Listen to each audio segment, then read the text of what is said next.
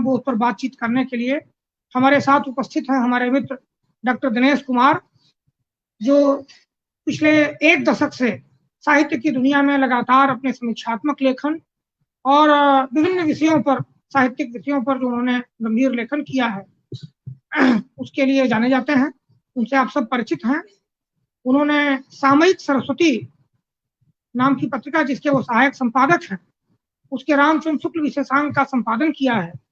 अब वो पुस्तक रूप में भी उपलब्ध है और एक महत्वपूर्ण अंक है वो रामचंद्र शुक्ल पर, खास करके शुक्ल जी के जन्म शताब्दी के बाद जो अंक आए उनमें उसको महत्वपूर्ण अंक के रूप में गिना जाता है। हम लोगों ने, हमारी कोशिश रही है, हम लोगों की संकल्पना है कि इस मंच पर, इस श्रृंखला में हर पीढ़ी के आलोचक, हर पीढ़ी के विचारक, लेखक बातचीत के लिए यहाँ उपस्थित हों। हमारा अनुरोध स्वीकार किया, हमारा प्रस्ताव, निमंत्रण स्वीकार किया डॉक्टर दिनेश कुमार ने। इसके लिए मैं उनका आभारी हूँ। अपनी ओर से और इस मंच की ओर से और आप सब की ओर से उनका स्वागत करता हूँ। और विषय के बारे में और कुछ न कह के, विषय की केंद्रीय अवधारणा पर हमने बात की। हम जानते हैं कि एक व्याख्यान में शुक्ल जी के इन सभी विषयों पर, सभी पक्षों पर बातचीत नहीं हो सकती, लेकिन खास करके एक विषय जिस पर वो केंद्रित करेंगे कि शुक्ल जी की भारत संकल्पना क्या थी, उनका नवजागरण बोध क्या था। मैं उम्मीद करता हूं कि इस विषय पर थोड़ी विस्तार से बातचीत होगी। बाकी विषय फिर कभी बाकी विषयों के भी संकेत होंगे, लेकिन मौका मिलेगा तो हम लोग फिर कभी बात करेंगे। मैं हार्दिक स्वागत के साथ दिनेश जी का अभिनंदन करता हूं और उनसे अनुरोध करता हूं कि इस विषय पर अपनी बातचीत आरंभ करें। डॉक्टर दिनेश कुमार।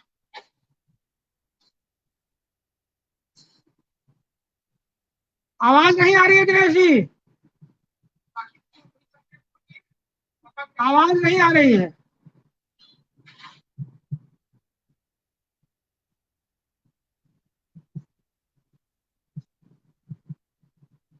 अभी भी नहीं आ रही है।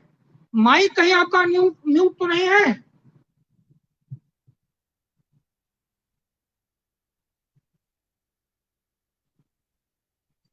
आप, हाँ हाँ, अब आ रही है, अब आ रही है, अब आ रही है, अब आ रही है।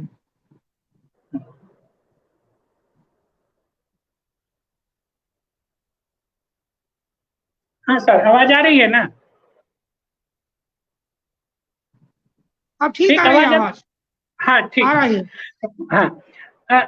धन्यवाद डॉक्टर सूर्य नारायण सर और यह मुक्तिबोध साहित्यिक मंच जिसने मुझे रामचंद्र शुक्ल के नवजागरण बोध पर बोलने का यह अवसर उपलब्ध कराया है। इसके लिए मैं आपका शुक्रिया अदा करता हूँ।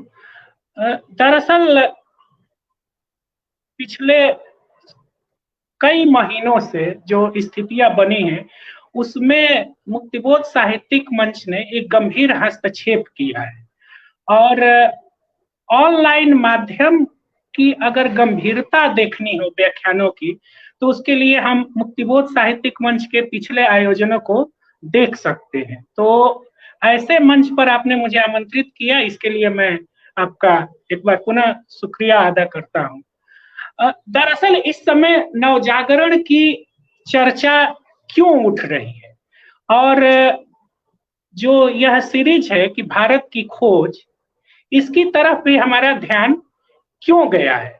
मैं जब यह बात सोच रहा था तो मुझे दिनकर याद आए और उनकी जो मशहूर पुस्तक है संस्कृति के 4 अध्याय, उसमें वे एक जगह जिक्र करते हैं हलाहल और अमृत का, और वो इस बात को रेखांकित करते हैं कि ये जो हलाहल और अमृत की लड़ाई है वह लगातार चलती रही है। और उसमें मध्यकाल का एक संदर्भ देकर उन्होंने लिखा है कि जो अकबर ने जिस रास्ते पर चलना प्रारंभ किया था और जिस सोच को आगे बढ़ाया था उसकी सर्वोत्तम अभिव्यक्ति हमें दारा सिकोह में देखने को मिलती है। लेकिन औरंगजेब ने दारा सिकोह को मार डाला।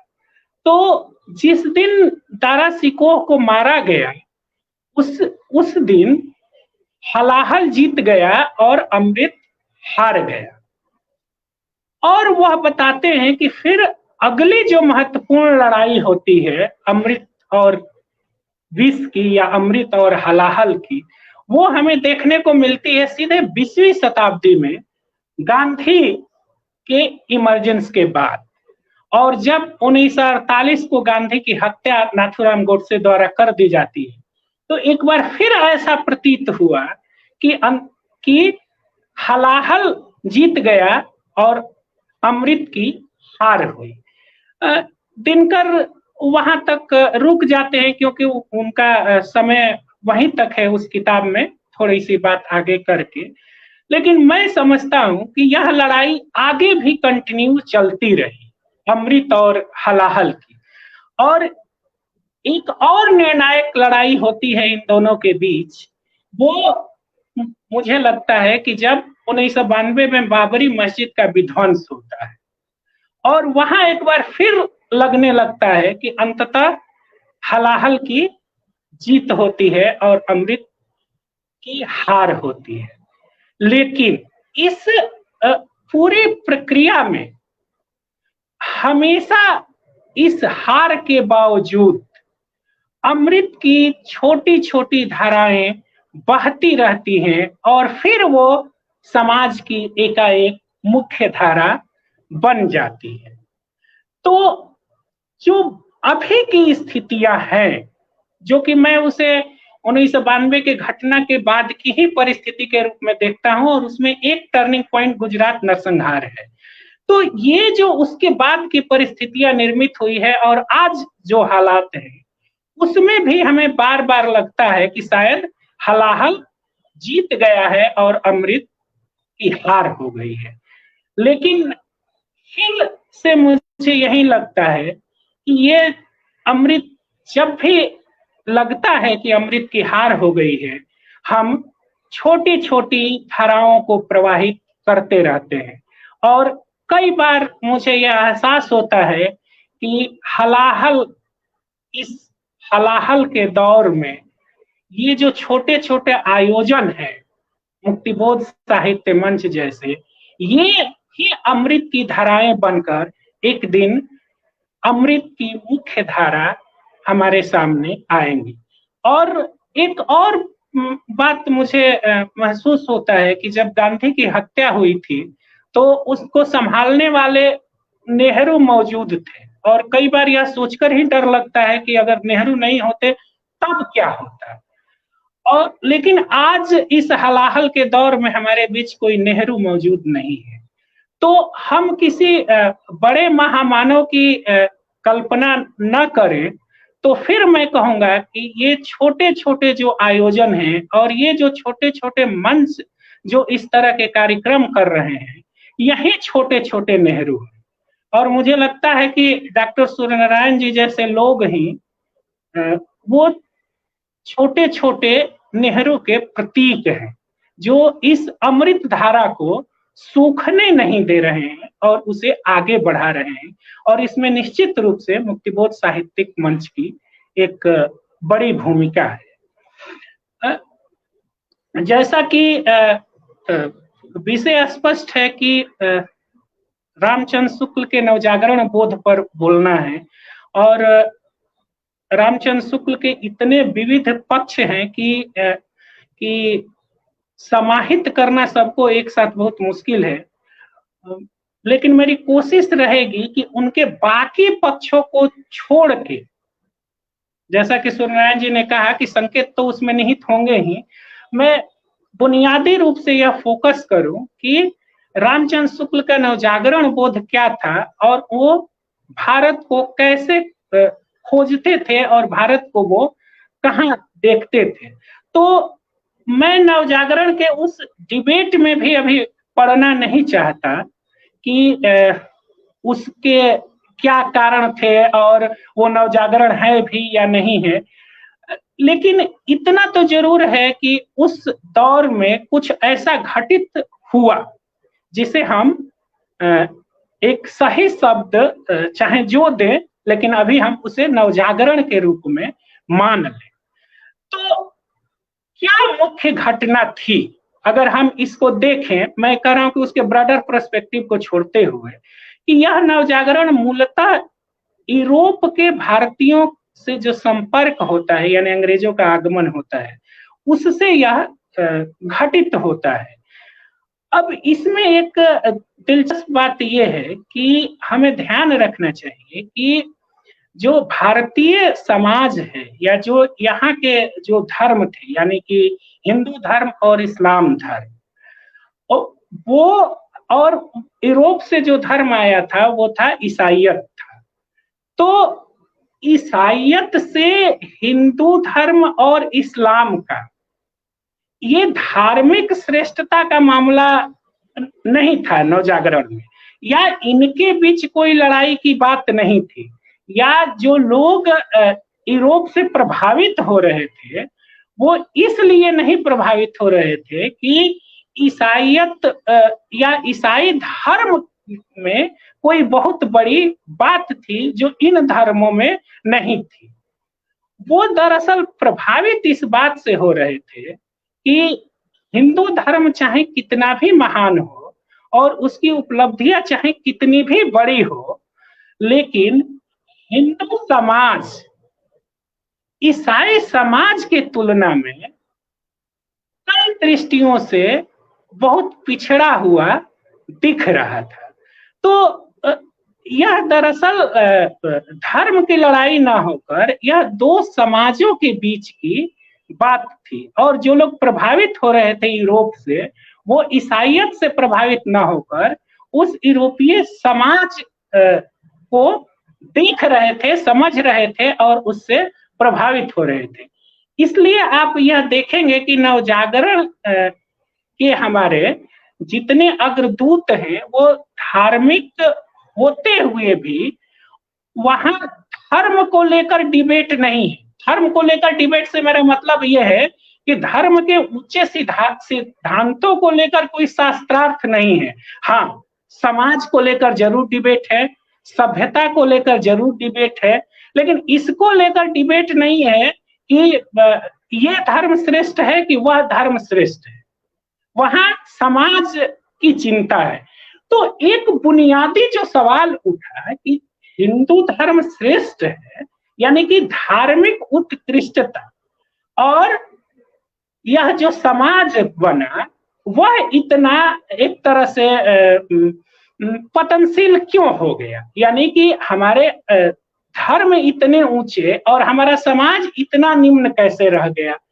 तो यह बुनियादी चीज थी उस नवजागरण में। ये धार्मिक श्रेष्ठता और सामाजिक निम्नता का ये जो विरोधाभास है, इसको हम लोग कैसे टैकल करें, या इस पर हम लोग कैसे ध्यान दें। और मुझे लगता है कि यही चिंता नवजागरण के मूल में थी।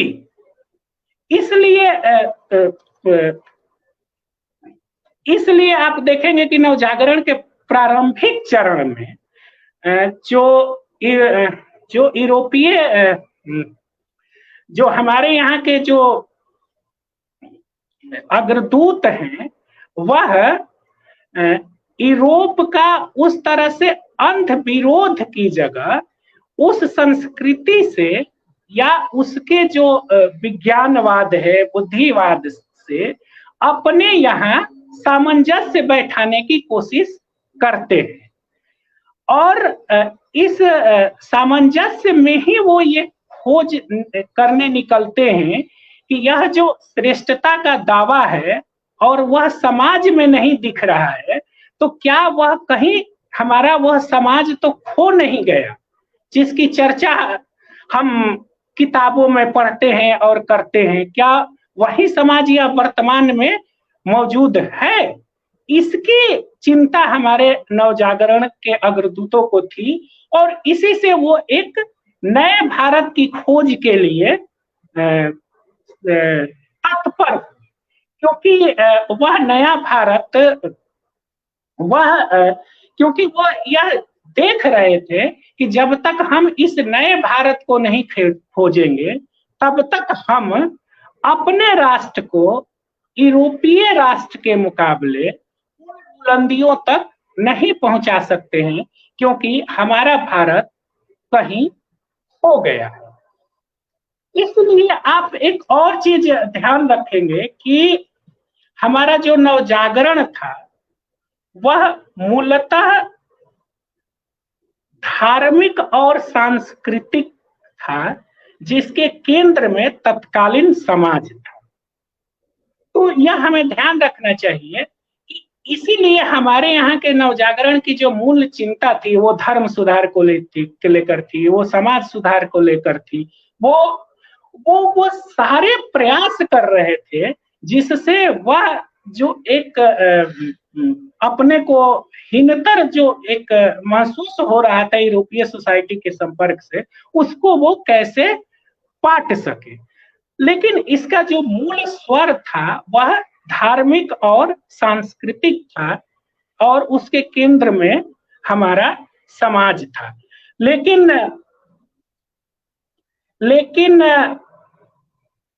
धीरे धीरे यह राजनीतिक हुआ, यानी पूरा का पूरा जो हमारा नवजागरण का शुरुआती दौर है वह राजनीतिक नहीं था, वह धीरे धीरे राजनीतिक होता है। यानी एक चीज समझ लेना आवश्यक है कि जो हमारा राष्ट्रीय आंदोलन है, या यूं कहें कि जो हमारी राजनीतिक राष्ट्रीयता है, वह नवजागरण के गर्भ से पैदा हुई है। यानी कि नवजागरण के गर्भ से ही हमारा उपनिवेशवाद विरोधी संघर्ष पैदा हुआ है। इसलिए अगर नवजागरण की मूल चेतना धार्मिक और सांस्कृतिक है, तो उससे पैदा हुई राजनीति की चेतना भी धार्मिक और सांस्कृतिक होगी ही। इस बात को हमें ध्यान रखना चाहिए। मैं यह नहीं कह रहा हूं कि यह उचित है या गलत है, हम थोड़ा समझने की कोशिश करेंगे कि उसके बाद जो हमारी मूल चेतना है राष्ट्रीय आंदोलन के दौरान भी, वो माने सांस्कृतिक क्यों है, वह उस अर्थों में विशुद्ध राजनीतिक क्यों नहीं। उसका एक बड़ा कारण जो मुझे लगता है, क्योंकि इसका जन्म ही उस नवजागरण के गर्भ से हुआ है जिसकी मूल चेतना धार्मिक और सांस्कृतिक है। तो जो उसके गर्भ से पैदा हुई राजनीति अपने जड़ों से मुक्त हो ही नहीं सकती है। तो उस राजनीति से अगर हम यह उम्मीद करते हैं कि वह अपने धार्मिक सांस्कृतिक पहलुओं को छोड़कर आज के संदर्भ में बिल्कुल सेकुलर हो जाए, तो हमें लगता है कि हम उससे एक बेमानी उम्मीद कर रहे हैं, क्योंकि वह संभव ही नहीं। क्योंकि मैं फिर स्पष्ट कर रहा हूं कि हमारे यहाँ जो राजनीतिक राष्ट्रीयता का उदय है वो हमारे सांस्कृतिक नवजागरण के गर्भ से उसका उदय हुआ है। लेकिन यह जो सांस्कृतिक धार्मिक आंदोलन है, ये राजनीतिक आंदोलन में धीरे धीरे कन्वर्ट होता है। और इसके सबसे मैं कहता हूं कि बड़े मिसाल ये बाल गंगाधर तिलक है, और उनसे भी आगे आप देखेंगे कि महात्मा गांधी है। कई बार मुझे ये लगता है कि महात्मा गांधी के बारे में कि अगर हमारे नवजागरण के जितने अग्रदूत हैं, राजा राम मोहन राय से लेकर दयानंद से लेकर विवेकानंद, आगे भी रनाडे से लेकर, सबको अगर एक साथ मिला दिया जाए और फिर कोई एक सामूहिक व्यक्तित्व बनता है, तो मुझे लगता है कि वह गांधी के रूप में हमारे सामने आता है। यानी कि हमारे पूरे नवजागरण के दौर के सारे व्यक्तित्वों को एक साथ समाहित करके कोई एक व्यक्तित्व बनाना हो, तो वह गांधी के रूप में हमें दिखाई देता है।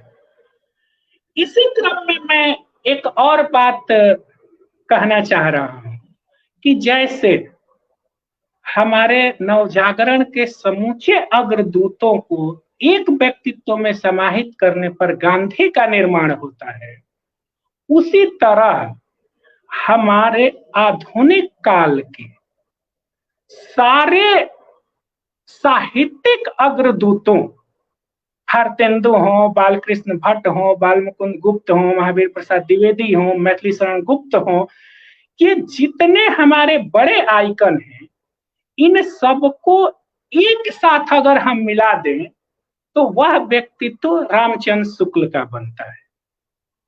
वह इनसे पार भी जाते हैं, लेकिन रामचंद्र शुक्ल में इन पूरे साहित्यकारों की एक मूल ध्वनि हमको सुनाई देती है। और यह अनायास नहीं है कि या मैं यूं कहूंगा कि बहुत सही रेखांकित किया कि मलयज ने रामचंद्र शुक्ल को इतिहास पुरुष कहा है।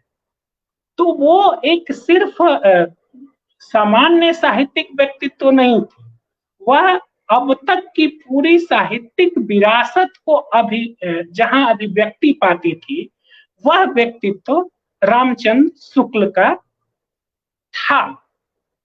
तो जब हम रामचंद्र शुक्ल का मूल्यांकन करते हैं या रामचंद्र शुक्ल के नवजागरण वाले पक्ष पर बात करते हैं, तो यह हमें सावधानी बरतनी चाहिए और यह मानकर चलना चाहिए, जो मेरी समझ बनी है, कि रामचंद्र शुक्ल नवजागरण के गर्भ से पैदा हुए उपनिवेशवाद विरोधी संघर्ष की अभिव्यक्ति है। यानी आप न तो नवजागरण को भूल सकते हैं शुक्ल जी के संदर्भ में, और न उपनिवेशवाद विरोधी संघर्ष को भूल सकते हैं। तो नवजागरण की सामाजिक, सांस्कृतिक और धार्मिक पृष्ठभूमि और उपनिवेशवाद विरोधी संघर्ष की राजनीतिक पृष्ठभूमि, इन दोनों के मेल से और इन दोनों का प्रभाव रामचंद्र शुक्ल पर हम देख सकते हैं। यानी कि जब भी हम रामचंद्र शुक्ल पर बात करें तो इन दो अनिवार्य संदर्भों, नवजागरण और उपनिवेशवाद विरोधी संघर्ष, इन दोनों को हम ना भूलें, या ये कहना ज्यादा ठीक होगा कि इन दोनों से काट कर रामचंद्र शुक्ल पर बात करना ठीक नहीं होगा।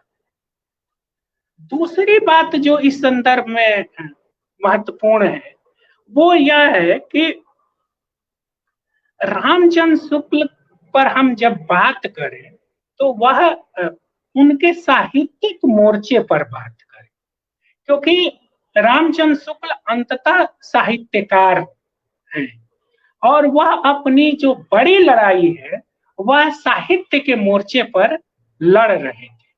ठीक है कि उनके और विषयों पर विचार है, लेकिन उनके सामने साहित्य का भी एक बृहत्तर दायित्व था। तो उस मोर्चे पर अगर हम रामचंद्र शुक्ल की बात करेंगे तब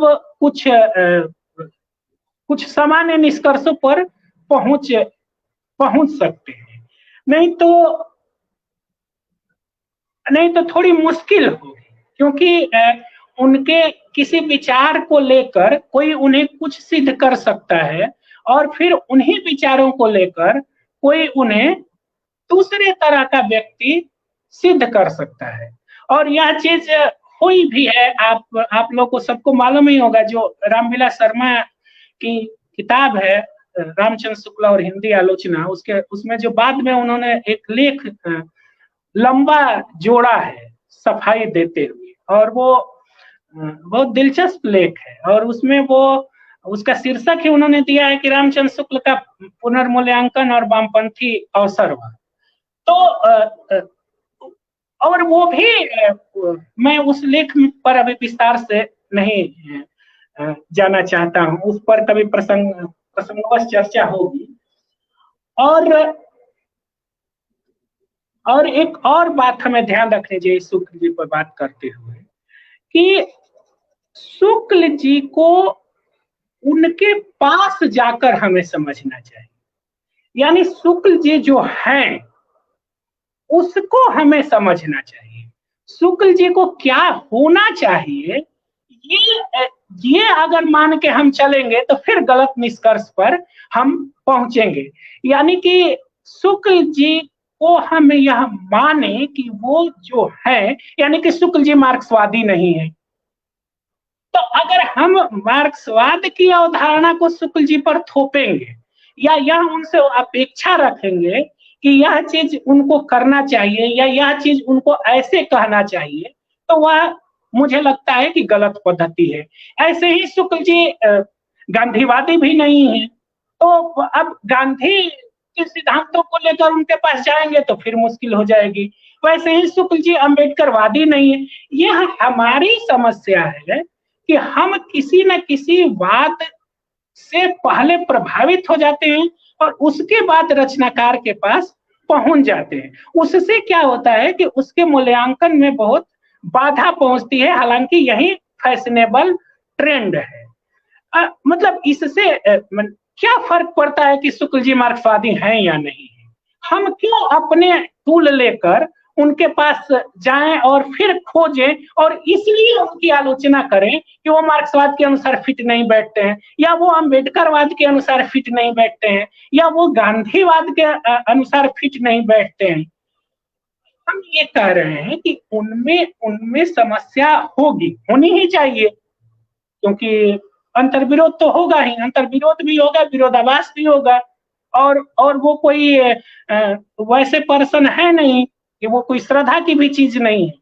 लेकिन हमारी समस्या सिर्फ ये है कि शुक्ल जी जो है और उसका हम विश्लेषण करें, शुक्ल जी जो नहीं है उस पर माथापच्ची न करें।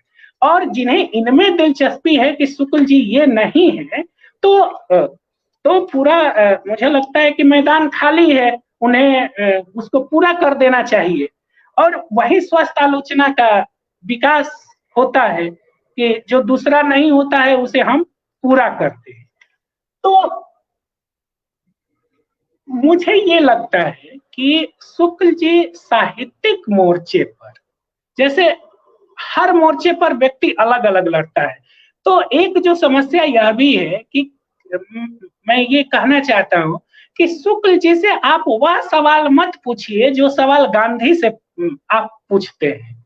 शुक्ल जी से आप वह सवाल मत पूछिए जो नेहरू से पूछते हैं। शुक्ल जी से आप वह सवाल मत पूछिए जो अम्बेडकर से पूछते हैं, वो उसका जवाब देंगे। शुक्ल जी से आप जिस मोर्चे पर वो सक्रिय है और जो उनका सबसे बेहतर क्षेत्र है वहां जाके सवाल कीजिए और फिर देखिए कि शुक्ल जी उसका जवाब देते हैं कि नहीं, शुक्ल जी वहां क्या है, शुक्ल जी में नवजागरण की चेतना है कि नहीं, शुक्ल जी जिस भारत को खोज रहे हैं क्या वह एक सांप्रदायिक भारत है, क्या वह एक रूढ़िवादी भारत है।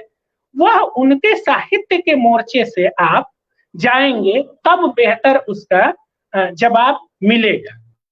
और नहीं तो फिर आपके पास अगर एक ही सवाल है और उस सवाल को आप नेहरू से भी पूछ लेना चाहते हैं, गांधी से भी पूछ लेना चाहते हैं और वही सवाल आप शुक्ल जी से भी पूछ लेना चाहते हैं, तो मुझे लगता है कि यह शुक्ल जी के साथ ज्यादती होगी।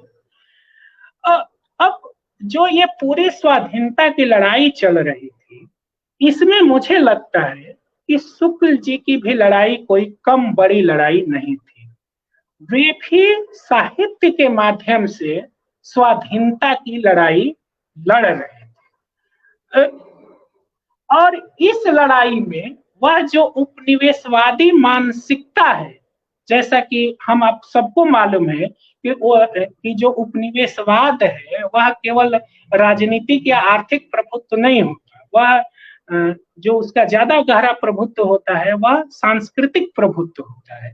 तो यह जो औपनिवेशिक गुलामी थी, जो औपनिवेशिक मानसिकता थी, उसके विरुद्ध वो लड़ाई लड़ रहे थे साहित्य के मोर्चे से। अब इस मोर्चे पर लड़ते हुए शुक्ल जी के सामने जो सबसे बड़ा यक्ष प्रश्न था, जिसकी जरूरत थी, वह थी हिंदी हिंदी के लिए अपना एक मौलिक साहित्य शास्त्र निर्मित करने की।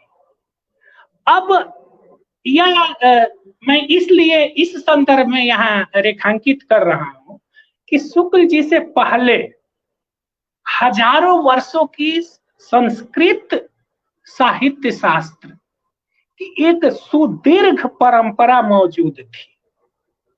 अब शुक्ल जी माने उस दृष्टि में पुरातन पंथी होते, रूढ़िवादी होते, अपने उन्हें भाषाई गौरव का बोध नहीं होता, तो शुक्ल जी को ये मौलिक साहित्य शास्त्र गढ़ने की जरूरत नहीं पड़ती। वो कहते कि हमें इसी से काम चला लेना चाहिए, क्योंकि संस्कृत और ये लॉजिक चलता, जैसा कि आज कुछ लोग जो दकियानु सोच वाले हैं वो देते हैं कि संस्कृत और हिंदी में कोई बहुत भेद नहीं है और संस्कृत से हिंदी निकली है।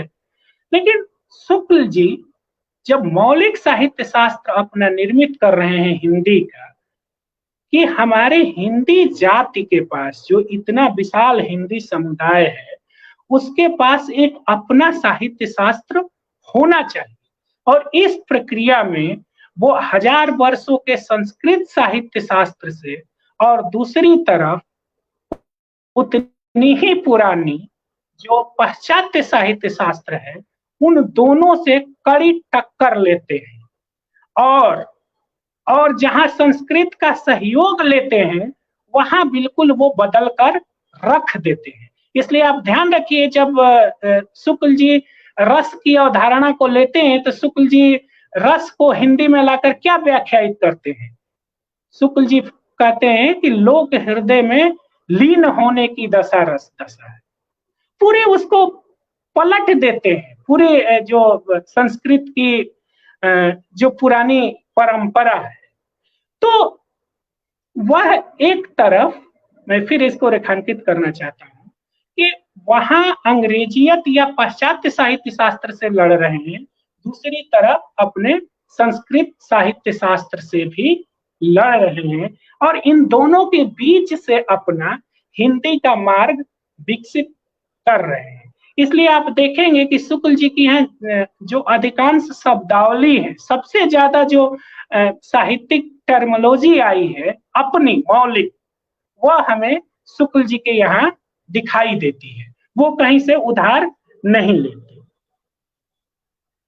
इस नवजागरण के संदर्भ में दूसरी जो महत्वपूर्ण बात है जो हमें ध्यान देना चाहिए कि शुक्ल जी पूरे भक्ति काल को एक तरह से रीडिस्कवर करते हैं, यानी कि पूरा भक्ति साहित्य को शुक्ल जी एक नए तरीके से हमारे सामने रखते हैं, और शुक्ल जी के मूल्यांकन के बाद भक्ति साहित्य वही नहीं रह जाता जो उसके पहले था। अब एक यहाँ एक बड़ी घटना मैं कहता हूं कि घटित हो रही है, जिसको रेखांकित करना चाहिए कि पहली बार शुक्ल जी पूरे रिलीजियस टेक्स्ट को, यानी उस धार्मिक टेक्स्ट को लिटरेरी टेक्स्ट में कन्वर्ट कर दे रहे हैं। ये शुक्ल जी का बहुत बड़ा कंट्रीब्यूशन है कि वह रिलीजियस टेक्स्ट को लिटरेरी टेक्स्ट में कन्वर्ट कर रहे हैं। और आप ये ध्यान रखिए कि जैसे ही कोई रिलीजियस टेक्स्ट लिटरेरी टेक्स्ट बनता है, यानी कि धार्मिक पाठ जैसे ही कोई साहित्यिक पाठ बनता है, उसके सेकुलर होने की शुरुआत हो जाती है। कोई भी जो टेक्स्ट है जिसका समाज में जिसकी इतनी व्याप्ति हो, वो धार्मिक अगर रहेगा तो वो बहुत खतरनाक काम करेगा। लेकिन जैसे ही आप उसे लिटरेरी टेक्स्ट बना देते हैं और उसकी धार्मिक व्याख्या न करके साहित्यिक व्याख्या कर देते हैं, तो आप उसके सेकुलर पाठ की संभावनाओं के द्वार खोल देते हैं। इसलिए आप देखेंगे कि भक्ति काल की जितनी सेकुलर व्याख्या हुई है आगे चलकर, उस पूरे का श्रेय रामचंद्र शुक्ल को है। अगर रामचंद्र शुक्ल भक्ति लिटरेचर को इस रूप में इंट्रोड्यूस नहीं करते तो उसका यह सेकुलर पाठ आगे संभव नहीं होता। अगर रामचंद्र शुक्ल में वो विजय देव नारायण शाही की असहमति है, लेकिन जब वो भारतीय धर्मनिरपेक्षता की खोज करते हुए जब जायसी के पास जाते हैं, क्या यह संभव था कि रामचंद्र शुक्ल अगर जायसी को उस रूप में डिस्कवर नहीं किए होते तो विजय देव नारायण शाही जायसी को इस रूप में हमारे सामने प्रस्तुत कर पाते? कम से कम मुझे नहीं लगता। यानी कि वह जो पूरा का पूरा भक्ति साहित्य था, जो समाज, इससे तो कोई इनकार नहीं कर सकता कि भक्ति साहित्य की हमारे समाज में बहुत व्याप्ति थी, वो घर घर में था। तो अब उस भक्ति साहित्य को मैक्सिमम क्या किया जा सकता था? मैक्सिमम उसकी सामाजिक व्याख्या ही की जा सकती थी, जो रामचंद्र शुक्ल ने किया, और उसे एक लिटरेरी टेक्स्ट बने। अब यह शायद इसको मैं और स्पष्ट कर दूं कि कैसे कोई धार्मिक साहित्य जब साहित्य के रूप में हमारे सामने आता है तो उसकी सेकुलर होने की शुरुआत हो जाती है, क्योंकि हिंदी का कोई भी विद्यार्थी रामचरितमानस अगर पढ़ता है तो वो किसी मोक्ष के लिए नहीं पढ़ता है, या वह राम को भगवान मानकर नहीं पढ़ता है। वह इस माने पूजा अर्चना और श्रद्धा के भाव से उसे वो नहीं देखता, उसका वह पोस्टमार्टम करता है और उसको एक बिल्कुल अलग अर्थ में ले जाता है। तो यह भी हमें रामचंद्र शुक्ल के संदर्भ में समझने की जरूरत है। एक तीसरी जो बड़ी बात है रामचंद्र शुक्ल के यहाँ, वह यह है जिसकी ओर हमें ध्यान देना चाहिए कि वे भावों की सामाजिक व्याख्या करते हैं, और वह उनका एक क्रांतिकारी योगदान है सोचने समझने के लिए। क्योंकि जब वो भावों की सामाजिक व्याख्या करते हैं तो इसका मतलब यह है कि वह भावों को शास्त्रीयता से की कसौटी से उतार कर सीधे लोक की जमीन पर खड़ा कर देते हैं। यानी कि अब भाव जो है वो शास्त्र की बपौती नहीं रहे, वह उसे बिल्कुल अपने जनता के बीच उसको कर्म से जोड़ते हुए वो व्याख्यायित करते। और इसमें आप देखेंगे कि जब वो कहते हैं कि हर भाव को उन्होंने कर्म सौंदर्य से जोड़ दिया। अब जब वह कर्म सौंदर्य से जोड़ते हैं, उसका जैसे उत्साह को वो क्या कहते हैं? उत्साह को कहते हैं कि कर्म सौंदर्य के उपासक ही सच्चे उत्साही कहलाते हैं। ऐसे ही एक प्रसंग मुझे ध्यान आ रहा है, हालांकि वह लोभ और प्रीति निबंध में वह एक बात कह रहे हैं, और वह एक बहुत बड़ी बात कह रहे हैं। फिर चूंकि भक्ति काल का संदर्भ आ जाता है, इसलिए हमें ध्यान रखना चाहिए। वो कह रहे हैं कि हम तो, यानी शुक्ल जी, हम तो जगत के बीच हृदय के सम्यक प्रसार में ही भक्ति का प्रकृत लक्षण देखते हैं। राम का नाता सारे संसार से नाता जोड़ता है, तोड़ता नहीं। यानी रामचंद्र शुक्ल भक्ति को निवृत्ति नहीं प्रवृत्ति मानते हैं। ये बहुत बड़ी क्रांतिकारी घोषणा है कि भक्ति निवृत्ति नहीं, ये भक्ति निवृत्ति नहीं प्रवृत्ति है। और ये नवजागरण काल में ये एक बड़ा मुद्दा बना था कि भारतीयों को कैसे निवृत्ति की ओर ले जाया जाए, यानी कि कर्म क्षेत्र की ओर उन्हें कैसे ले जाया जाए, यह बड़ा मुद्दा बना था। रामचंद्र शुक्ल जैसा व्यक्ति आकर यह समझाता है कि भक्ति जो है देश दुनिया से पलायन नहीं है, भक्ति देश दुनिया में रहकर अपने कर्तव्यों से का निर्वाह करना है। और यह जो स्थिति थी निवृत्ति और प्रवृत्ति का, इसमें मैं एक और बात ध्यान दिलाना चाहता हूं कि शायद इसीलिए भारत में विवेकानंद जो भी ज्ञान देते हैं वो उनका जोर पूरा का पूरा जो है वो निवृत्ति पर है।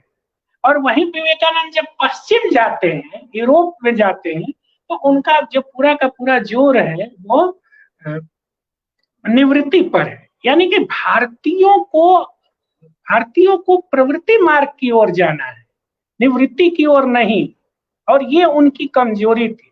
तो आप देखिए कि रामचंद्र शुक्ल पूरे भक्ति लिटरेचर की कहीं भी धार्मिक व्याख्या नहीं करते, उसे वह समाज में कर्म से और उसे जागरण से वो जोड़ रहे हैं।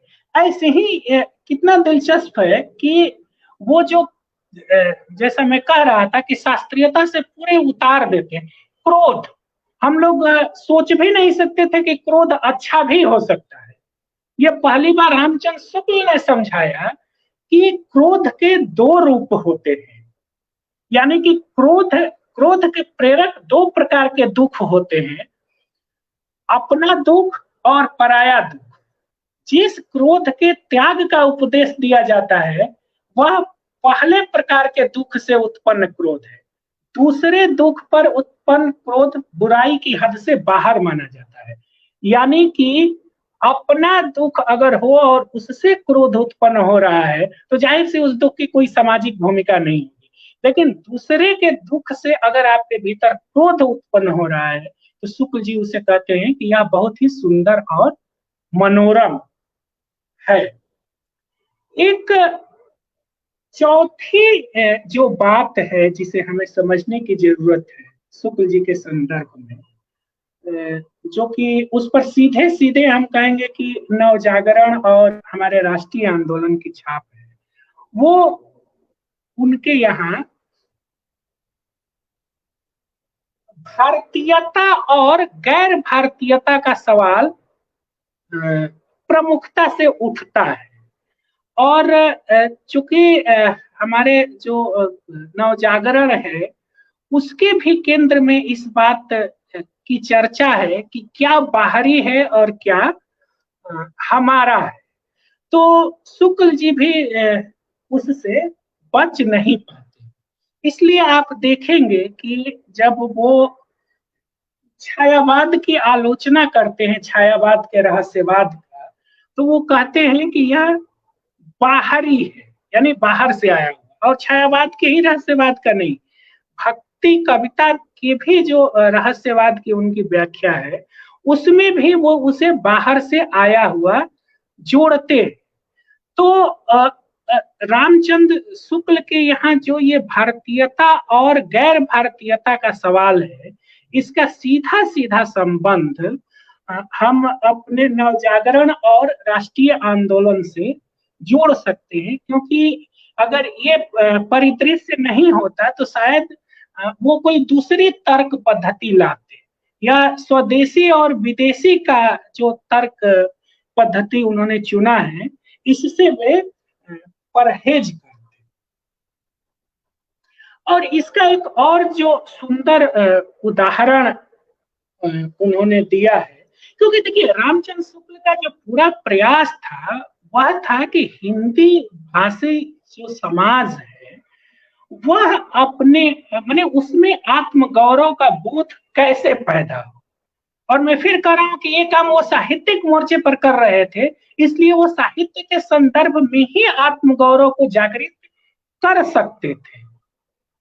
तो जो उनका महत्वपूर्ण निबंध है काव्य में रहस्यवाद, उसमें वे बहुत स्पष्ट घोषणा करते हैं कि यह अच्छी तरह समझ रखना चाहिए कि हमारे काव्य का, हमारे साहित्य शास्त्र का एक स्वतंत्र रूप है जिसके विकास की क्षमता और प्रणाली भी स्वतंत्र है। उसकी आत्मा की, उसकी छिपी हुई भीतरी प्रकृति को पहले जब सूक्ष्मता से पहचान लेंगे तभी दूसरे देशों के साहित्य के स्वतंत्र पर्यालोचन द्वारा अपने साहित्य का उत्तरोत्तर विकास का विधान कर सकेंगे। हमें ये बहुत गौर करने लायक बात है, यह बहुत गौर करने लायक बात है कि हमें अपनी दृष्टि से दूसरे देशों के साहित्य को देखना होगा, दूसरे देशों की दृष्टि से अपने साहित्य को नहीं। यानी शुक्ल जी बहुत इस मामले में बहुत स्पष्ट थे कि जो हमारा प्रतिमान होगा वह हमारे देश के साहित्य के अनुरूप गढ़ा जाएगा।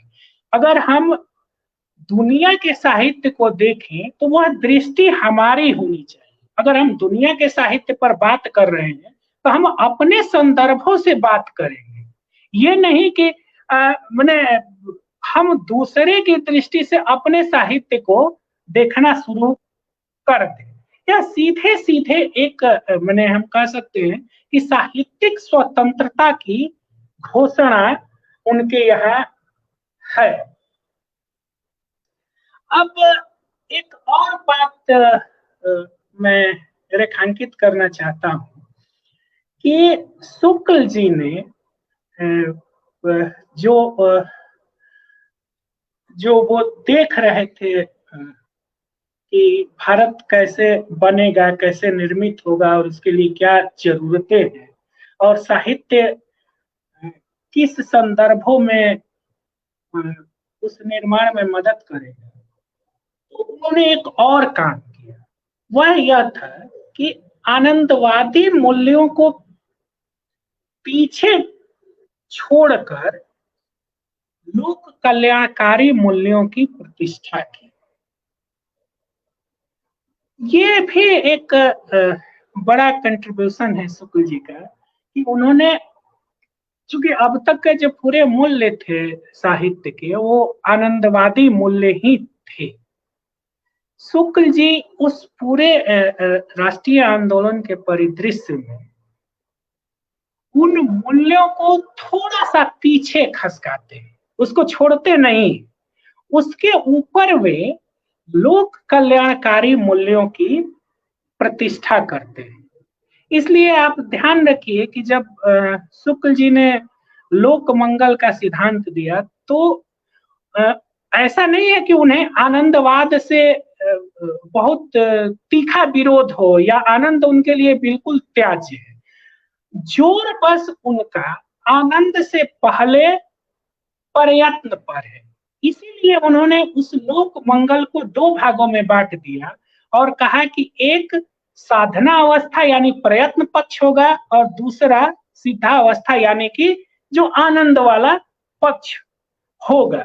तो वो जो उस समय की जरूरत थी उसके अनुसार अपने प्रतिमान निर्मित कर रहे थे और उस समय की जरूरत ये थी कि जो एक पूरे भारतीय मानस में जो नैराश्य का भाव था, जो एक संकीर्णता बढ़ रही थी, जो कर्म क्षेत्र से जो विरक्त होने का भाव था, उसको वो तोड़ना चाह रहे थे और उस तोड़ने की प्रक्रिया में ही वो आनंदवाद को थोड़ा सा पीछे खसकाते हैं और लोक कल्याणकारी मूल्यों को वो आगे रखते हैं। और इसमें यह संदेह नहीं होना चाहिए कि उनके लिए लोक मंगल क्या है। बहुत क्लियर वो कह रहे हैं कि कला के क्षेत्र में जो सौंदर्य है वही धर्म पक्ष से देखें तो मंगल है। यानी कि सौंदर्य और मंगल यानी साहित्य और मंगल या एक तरह से हम कहें कि लोक कल्याण, उसमें कोई वह विभेद नहीं देख रहे। और क्यों वो जोर दे रहे हैं इस बात पर कि हमें लोक मंगल के प्रयत्न पक्ष पर विशेष रूप से ध्यान देना चाहिए, उसका भी वो स्पष्टीकरण देते हैं। और क्यों हमें जो आदर्श है या जो आनंद की स्थिति आदर्श की स्थिति है, तो वो कहते हैं कि क्यों हम उसकी तरफ बाद में देखें। उसका कारण बताते हुए वो बहुत क्लियर कह रहे हैं कि आदर्श व्यक्ति सिद्ध हो सकता है। ये गौर करने की चीज है कि आदर्श व्यक्ति सिद्ध हो सकता है, पर आदर्श लोक साध्य ही रहा है और रहेगा। यानी कि एक व्यक्ति तो आदर्श को प्राप्त कर सकता है, एक व्यक्ति तो मतलब सिद्धि को प्राप्त कर सकता है, एक व्यक्ति तो कुछ चीज माने फल को प्राप्त कर सकता है, लेकिन समाज के लिए कभी भी जो आदर्श स्थिति है वह सिद्ध नहीं हो सकता है। वो हमेशा साधना का विषय रहेगा, वो हमेशा उसे प्राप्त करने के लिए चीज रहेगी, क्योंकि समाज कभी आइडियल नहीं बन सकता है। व्यक्ति भले आइडियल बन जाए, तो एक व्यक्ति आइडियल बन सकता है, लेकिन पूरा समाज आइडियल बन नहीं सकता है। वो समाज के लिए तो वो आदर्श हमेशा साध्य रहेगा, इसलिए वह उस साध्य को प्राप्त करने पर जोर देते हैं। अब एक और बात हमें ध्यान रखना होगा कि ये जो नवजागरण कालीन जो मूल्य हैं और जो राष्ट्रीय आंदोलन के मूल्य हैं और जो शुक्ल जी के आलोचनात्मक संघर्ष है, उसमें भी बहुत संगति,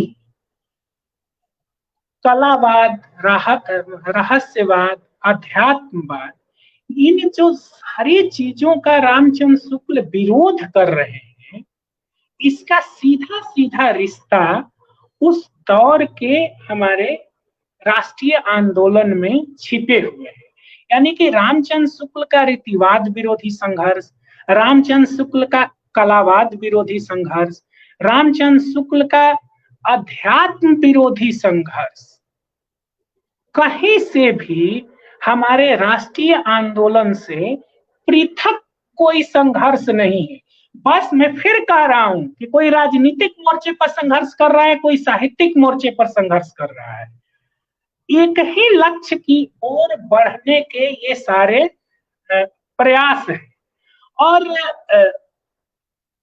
यहाँ हमें ध्यान रखना चाहिए कि जब रामचंद्र शुक्ल अध्यात्म का काव्य के क्षेत्र में विरोध कर रहे हैं, कविता के क्षेत्र में जब वो अध्यात्म का विरोध कर रहे हैं, जिस व्यक्ति ने यहाँ तक लिख दिया कि जहां तक मैं समझता हूं काव्य के क्षेत्र में अध्यात्म के लिए कोई जगह नहीं है, यहाँ हमें इन बातों पर गौर नहीं करना चाहिए शुक्ल जी को कुछ भी साबित करने से पहले। और जब वो छायावाद के रहस्यवाद का विरोध कर रहे हैं और जब उसका उत्तर खास तौर से जयशंकर प्रसाद के द्वारा दिया जाता है और लोगों के द्वारा दिया जाता है और उसमें वेद और उपनिषदों का जिक्र होता है, वही रामचंद्र शुक्ल पूरी ताकत के साथ आते हैं और कहते हैं कि वेद, उपनिषद और पुराण ये काव्य नहीं है और इन्हें काव्य की श्रेणी में मैं नहीं मानता।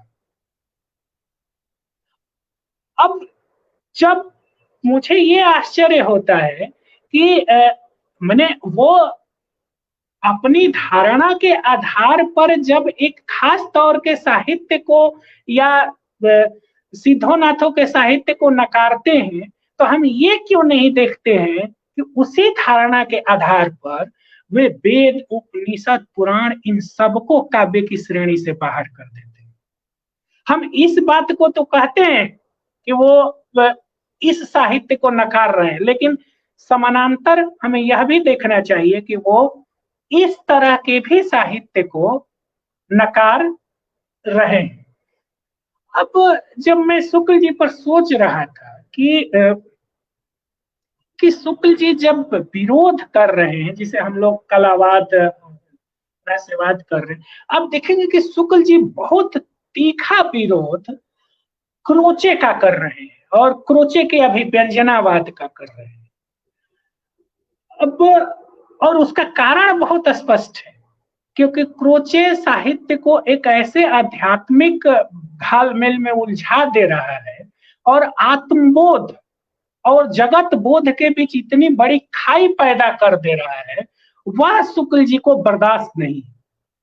और यह क्या मात्र संयोग है कि रामचंद्र शुक्ल एक अलग दृष्टि के साथ आ रहे हैं साहित्य में, वो क्रोचे का विरोध कर रहे हैं। और दूसरी तरफ इटली में अगर हम देखें तो अंतोनियो ग्राम्सी उसी शिद्दत के साथ क्रोचे का विरोध कर रहा है और कह रहा है कि इसकी जो ग्राम्सी कह रहे हैं कि जो क्रोचे की पूरी दृष्टि है वो मूलतः एक तरह से जनतंत्र विरोधी है। अब ये एक मतलब गजब का साम्य इन दोनों के बीच हमें यहाँ दिखाई देता है, दो अलग अलग पक्षों से सोचने के बावजूद।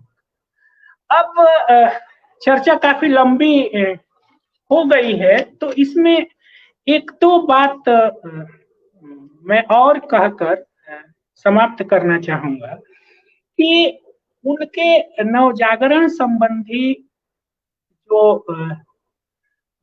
मूल्य है या रामचंद्र शुक्ल की जो जहां से वो वैरो करते हैं, जहां से वो ग्रहण करते हैं अपने मूल्य, उसमें आज कई तरह के रामचंद्र शुक्ल पर आरोप लगाए जाते हैं।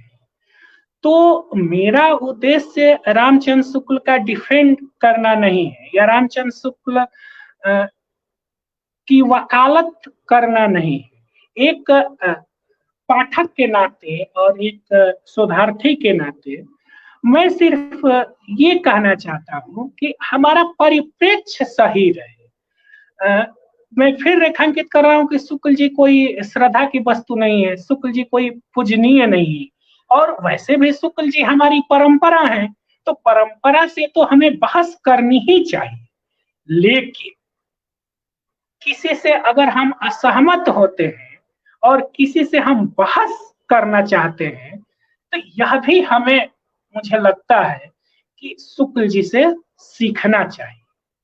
वह यह है कि देखिए, छायावाद से शुक्ल जी असहमत हैं, छायावाद जो धारा है साहित्य की, लेकिन क्या तर्क पद्धति विकसित करते हैं और कितने गरिमामय तरीके से उसका वो खंडन करते हैं और कितनी तैयारी के साथ। और पता नहीं क्यों मुझे आज भी लगता है कि छायावाद से असहमत होते हुए भी छायावाद पर जितना बेहतरीन शुक्ल जी ने लिखा है, उतना बेहतरीन बहुत कम लोगों ने लिखा है।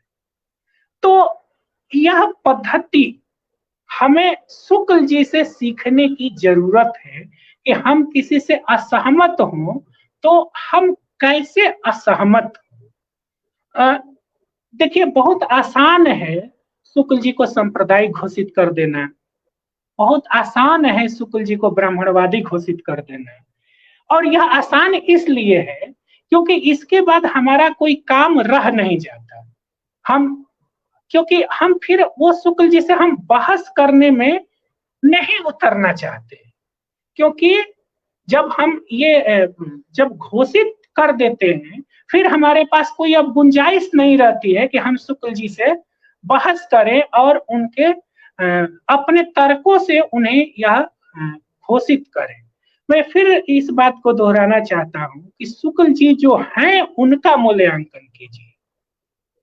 कई बार इस बात को लेकर सवाल उठाया जाता है कि शुक्ल जी ने कबीर का मूल्यांकन नहीं किया, ठीक से नहीं किया। हम क्यों एक व्यक्ति से यह सारी अपेक्षा रखते हैं कि वही सारा काम करेगा और और सबके बारे में वही सब कुछ ठीक ठीक कह देगा। लेकिन शुक्ल जी ने अपने मानदंड बनाए और उस मानदंड में कोई एक कवि या कोई एक धारा नहीं अट रही है, तो फिर हमें इतनी छूट उस आलोचक को देनी चाहिए और वह उसकी चॉइस का विषय है। मतलब हम सहिष्णुता की बात तो करते हैं, लेकिन हम ये चाहते हैं कि हम किसी भी आलोचक को, किसी भी चिंतक को, हम चाहते हैं कि वो हमारे अनुसार सोचे। यह संभव नहीं। अब एक सवाल पलटकर पूछा जा सकता है कि शुक्ल जी ने अपनी त्रिवेणी में स्थान नहीं दी कबीर, तो क्या जिनको स्थान दिया, क्या वो कम महत्वपूर्ण कवि है? क्या माने उनको निकाल देना चाहिए? तो एक प्रश्न मैं आपके लिए और छोड़ना चाहता हूं, मतलब आपके सामने, कि जब शुक्ल जी किसी रचनाकार का विरोध करते हैं तो वह अपने मानदंडों के आधार पर विरोध करते हैं, वह उसके व्यक्तिगत जाति और धर्म के आधार पर नहीं करते। नहीं तो जायसी को वो डिस्कवर नहीं कर, माने जायसी को इस रूप में हमारे सामने वो नहीं लाते। तो मुझे लगता है कि यह हमें आलोचक को इतनी स्वतंत्रता देनी चाहिए कि वह किस रचनाकार को पसंद करे, किस रचनाकार को वह पसंद नहीं करे। हाँ, हम यह जरूर देखें कि जिस रचनाकार को वह पसंद कर रहा है उसका वह कैसे मूल्यांकन कर रहा है, उसमें उसकी विश्व दृष्टि कैसी कैसी है।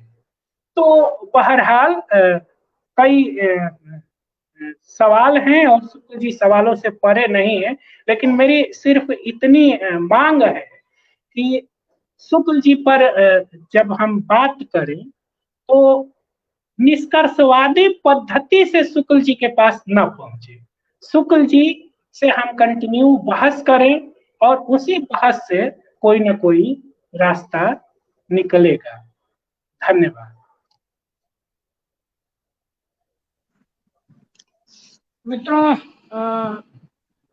यह व्याख्यान जो डॉक्टर दिनेश जी ने हम लोगों के साथ बातचीत की, हमने देखा कि शुक्ल जी के साथ संवाद पर उनका बल है, कोई भी प्रश्न से और बहस से और असहमत से परे नहीं है। शुक्ल जी भी नहीं है। खास करके शुक्ल जी के साहित्यिक मोर्चे पर जो अवधारणाएं हैं नवजागरण संबंधी, नवजागरण के प्रभाव में शुक्ल जी ने साहित्य में और अपने खास करके अपने समय के आलोचनात्मक मानदंडों में जो रिफ्लेक्शन होता है, वो नवजागरण की बहस रिफ्लेक्ट होती है, उसको कैसे परिवर्तित किया, कैसे समृद्ध किया। सहिष्णुता, उदारता, रहस्यवाद का विरोध, कलावाद का विरोध, उस दरबारी काव्य परंपरा का विरोध जो लोक जीवन से दूर जा चुकी थी और लोक जीवन के खिलाफ थी, इन सब मूल्यों को उन्होंने रेखांकित किया। और शुरू से ही बात हमारे मन में थी और मैं कह चुका हूँ शुरू में ही कि एक व्याख्यान में शुक्ल जी को संपूर्णता में रख पाना, देख पाना, समझ पाना न व्याख्याता के लिए और न श्रोता के लिए संभव नहीं है। लेकिन दिनेश जी के मन में बात रही होगी कि शुक्ल जी पर इतना कुछ लिखा जा चुका है, इतनी सारी किताबें, इतने सारे लेख, इतनी बहसें हो चुकी हैं और हमारा प्रबुद्ध पाठक वर्ग उससे परिचित होगा, तो उन्होंने उन बहसों के बीच में जो स्पेस बचता है, उस स्पेस से अपनी बात उठाई कि वो बहसें तो हो चुकी हैं, लेकिन उन बहसों के भीतर और नया आयाम क्या हो सकता है, शुक्ल जी को नए ढंग से कैसे देख सकते हैं। यह हमारी श्रृंखला जारी रहेगी। अभी हम 10 व्याख्यान, हमारा अनुमान है कि हम इसमें 10 व्याख्यान और करेंगे और आवश्यकता होगी तो कुछ जो सवाल उठ रहे हैं, जैसे इसमें एक ही सवाल बहुत महत्वपूर्ण उठा है जो जिसका जवाब दिनेश जी ने आखिर में दे दिया है, रमेश कोहे ने उठाया है, कबीर के मूल्यांकन को लेकर। शुक्ल जी ने जायसी को तो डिस्कवर किया, लेकिन कबीर को क्यों छोड़ दिया, जबकि सामाजिक प्रखरता के सबसे बड़े कवि भक्ति काल में कबीर है। तो उसका जवाब उन्होंने अपने ढंग से दे दिया, बिना शुक्ल जी को डिफेंड किए। शुक्ल जी की सीमाएं क्या थी, उनकी दृष्टि की, उनकी समझ की, और क्या कारण थे और उनके आलोचना के अपने मानदंड क्या थे। उस मानदंडों में अगर कबीर नहीं खरे उतर रहे थे तो ठीक है, कबीर को उन्होंने उस त्रिवेणी में शामिल नहीं किया, उतना महत्व नहीं दिया। यह शुक्ल जी की एक ऐसा बिंदु है शुक्ल जी पर, शुक्ल जी से बहस की जा सकती है, लेकिन सिर्फ इसीलिए शुक्ल जी को खारिज नहीं किया जा सकता। तो बहुत ही हम लोग इस व्याख्यान से एक तरह से शुक्ल जी पर इस अर्थ में समृद्ध हुए कि शुक्ल जी से फिर से बात की जा सकती है, शुक्ल जी के पास फिर से जाया जा सकता है। और शुक्ल जी के पास जब फिर से जाएं तो किन बिंदुओं को लेकर जाएं, क्या समझने के लिए जाएं, शुक्ल जी से हम क्या सीख सकते हैं, उनसे और कहाँ कहाँ सहमत असहमत हो सकते हैं, इसकी पड़ताल अपने इस व्याख्यान में बहुत बखूबी और बहुत सारे संकेतों के साथ और उनके उदाहरणों के साथ और कुछ महत्वपूर्ण बिंदुओं की उतारा करते हुए दिनेश जी ने किया। मुझे लगता है कि ये बहस यहाँ खत्म नहीं होती है, इस पर हम सब विचार करें और हम लोग दिनेश जी से भी आग्रह करेंगे और भी अगर कोई इस पर बातचीत करना चाहेगा तो हम लोग कोशिश करेंगे कि इस श्रृंखला के बाहर या इस श्रृंखला में भी दोबारा फिर से विचार कर सकते हैं। मैं अपनी ओर से अपने सभी मित्रों की ओर से जो यहाँ उपस्थित हैं, बतौर श्रोता, दर्शक, बतौर हस्तक्षेपकर्ता, प्रश्न पूछने वाले के रूप में, उन सबकी ओर से, अपनी ओर से और अपनी टीम की ओर से, जो मुक्तिबोध साहित्यिक मंच की टीम है छोटी सी, उसकी ओर से मैं दिनेश जी के प्रति बहुत आभार प्रकट करता हूँ और आप सभी मित्रों के प्रति